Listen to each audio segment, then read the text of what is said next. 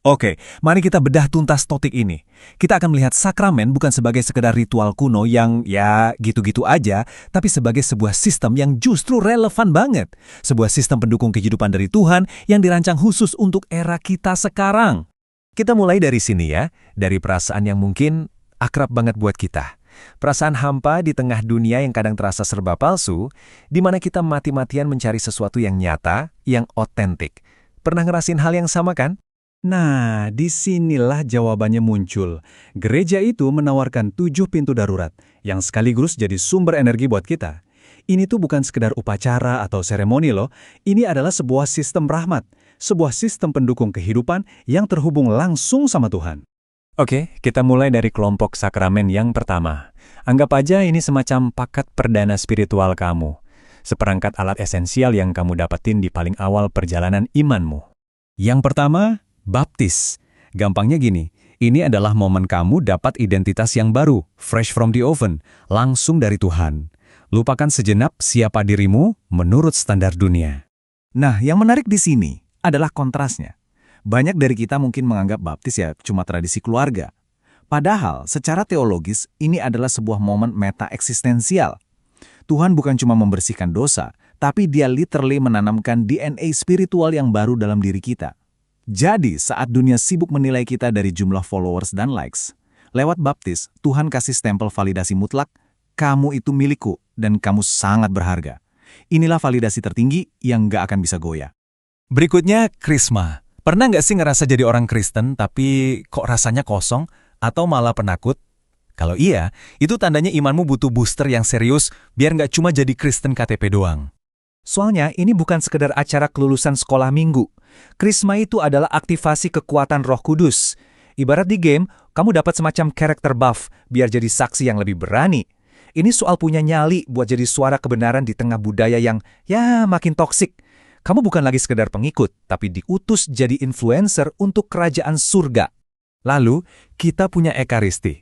Pernah coba segala macam cara self-healing, nonton video motivasi, baca buku, tapi kok tetap aja ngerasa ada yang kurang? Mungkin karena yang kamu alami itu lapar secara eksistensial.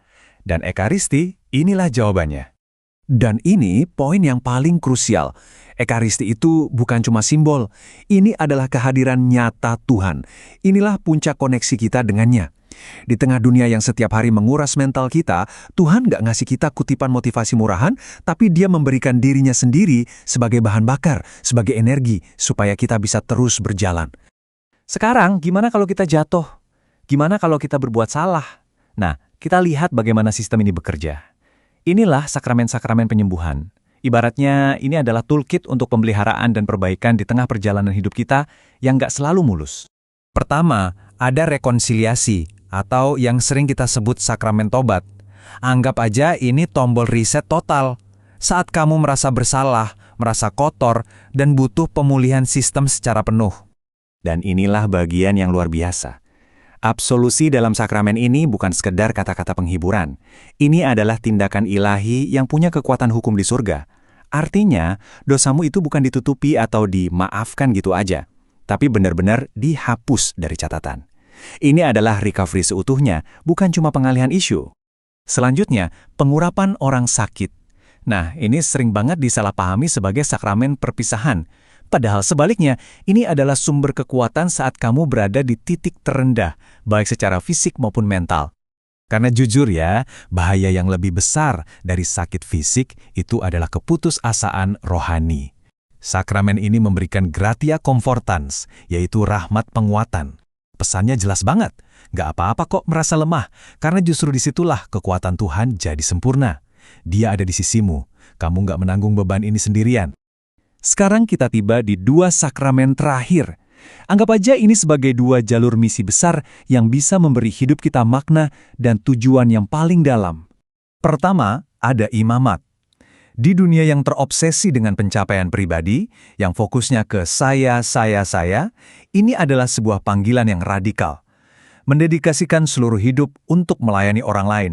Dunia luar mungkin cuma ngelihat seorang manajer paroki, tapi kenyataannya jauh lebih dalam dari itu.